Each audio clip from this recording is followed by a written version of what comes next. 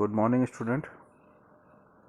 Today we discuss FA2 biology paper answer key for objective paper.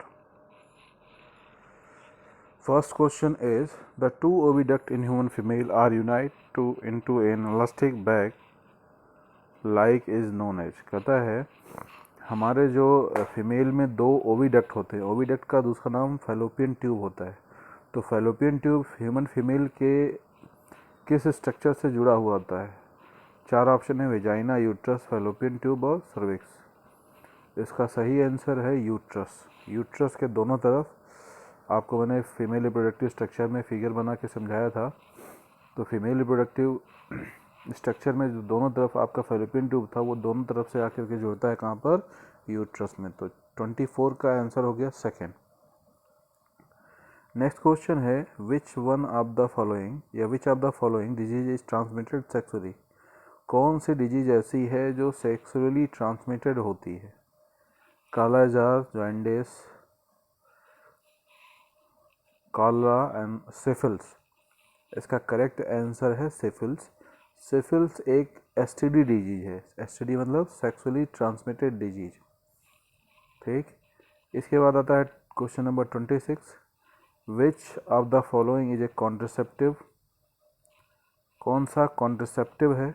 देखिए, कहने के लिए तो हम कह सकते हैं कि तीनों आपके कॉन्ट्रसेप्टिव हैं. Copper T, condom, diaphragm. Contraceptive device हम उसको बोलते हैं जो फर्टिलाइजेशन को रोके.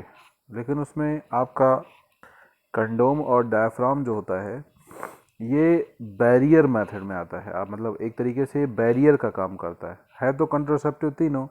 लेकिन अगर आपको तीनों में से कोई एक लगाना हो तो कॉपर टी लगाओगे. ठीक है, क्योंकि कॉपर टी एक सबसे अच्छा कॉन्ट्रसेप्टिव डिवाइस होता है जो काफ़ी लंबे समय तक फर्टिलाइजेशन को नहीं मतलब रोकता है, नहीं होने देता. जबकि आप कंडोम या डायफ्राम जो होता है उसको आप एक ही बार यूज़ कर सकते हो और कॉपर टी जो होता है वो लंबे टाइम तक यूज़ होता है. तो इसी वजह से करेक्ट इसका ऑप्शन होगा 26 का फर्स्ट.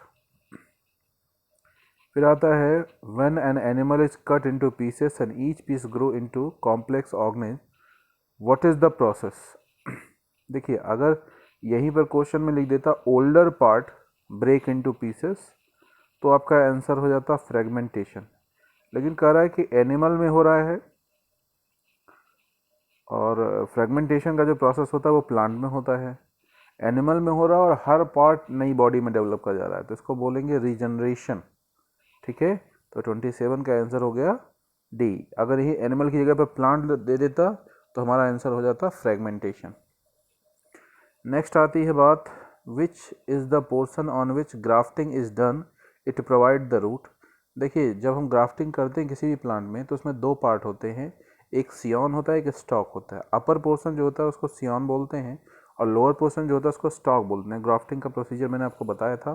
तो इसका ऑप्शन हो जाएगा फर्स्ट स्टॉक. ये रूट प्रोवाइड करता है. Where does the fertilisation occurs in human female. Human female में फर्टिलाइजेशन कहाँ पर होता है? आंसर है फैलोपियन ट्यूब. उसका दूसरा नाम क्या है? ओविडक्ट. ऑप्शन क्या हो गया? सी.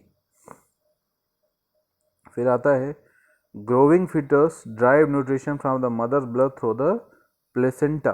जो डेवलप करता हुआ फीटस होता है वो मदर से न्यूट्रिशन लेता है किसके थ्रू? प्लेसेंटा के through. What is the puberty age in human male. देखिए, बहुत ही क्लोज इसके ऑप्शन हैं. 8 से 10, 10 से 12, 12 से 14 और 14 से 16.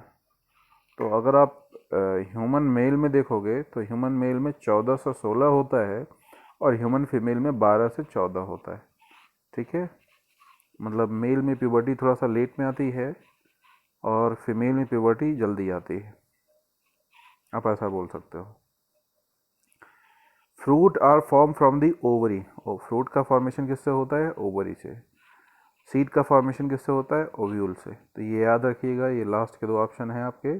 तो 32 का सेकंड आपका ऑप्शन हो गया ovary, option C. IUCD intra uterine contraceptive device. ठीक है, ये इंट्रा यूट्राइन कॉन्ट्रसेप्टिव डिवाइस जो होता है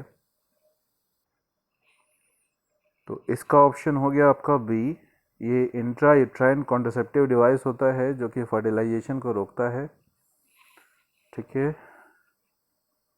इसके बाद आपका आता है एसिडिक कंटेंट पूछा ही आपका केमिस्ट्री का क्वेश्चन है। 35 भी केमिस्ट्री का क्वेश्चन है। फिर आते हैं हम क्वेश्चन नंबर 38 पर। Bryophyllum can be propagate vegetatively by the, आपको पता है ब्रायोफिल्म में जो वेजिटेटिव प्रोपगेशन होता है वो लीफ के थ्रू होता है, बिगोनिया में भी लीफ के थ्रू होता है। फिर question number 39, vegetative propagation refers to the formation of new plant from, vegetative reproduction में जो न्यू प्लांट का फॉर्मेशन होता है वो कहाँ से होता है? तो मेनली 3 जगह से होता है, स्टेम से, रूट से और लीफ से।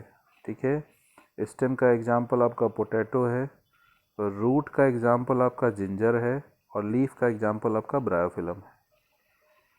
नेक्स्ट आते हैं, in potato vegetative propagation take place stem tuber. Stem tuber जो होता है इसके थ्रू पोटैटो में वेजिटेटिव प्रोपगेशन होता है। क्लियर?